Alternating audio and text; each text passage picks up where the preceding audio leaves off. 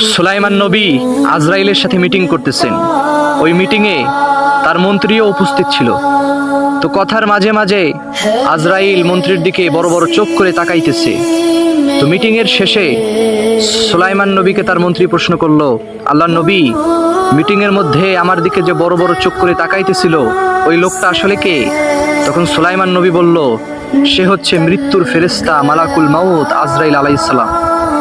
এই কথা শুনে তার মন্ত্রী বলতেছে, আল্লাহর নবী, আপনি মেহেরবানি করে মেঘকে আদেশ করেন, মেঘ যেন আমাকে উড়িয়ে হিন্দুস্থানের বড় একটি পর্বতে রেখে দিয়ে আসে। যেই কথা সেই কাজ। মেঘ চোখের পলকে সুলাইমান নবীর মন্ত্রীকে উড়িয়ে হিন্দুস্থানের পাহাড়ের উপরে রেখে দিয়ে আসলো। তো কিছুক্ষণ পরে আজরাইল সুলাইমান নবীর সামনে এসে দাঁড়াইলো। দাঁড়ানোর পরে সুলাইমান নবী তাকে জিজ্ঞেস করলো, ইয়া মালাকুল মাউত, আপনি কোথায় গিয়েছিলেন? মালাকুল মাউত উত্তরে বলে, আল্লাহর নবী, আপনার মন্ত্রীর রুহুটা এই মাত্র কবজ করে চলে আসলাম। সুবহানাল্লাহি ওয়া বিহামদি।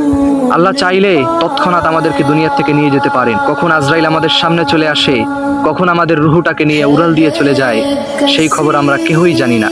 তাই আমাদের সকলের উচিত সবসময় মৃত্যুর জন্য প্রস্তুতি গ্রহণ করা। এই জন্যই একজন আলেম বলেছিল, মরণ থেকে যতই পালাও মরণ তোমায় নিবে ঘিরি, যদিও সুদূর আকাশ পানে লুকাও সেথায় লাগিয়ে সিঁড়ি।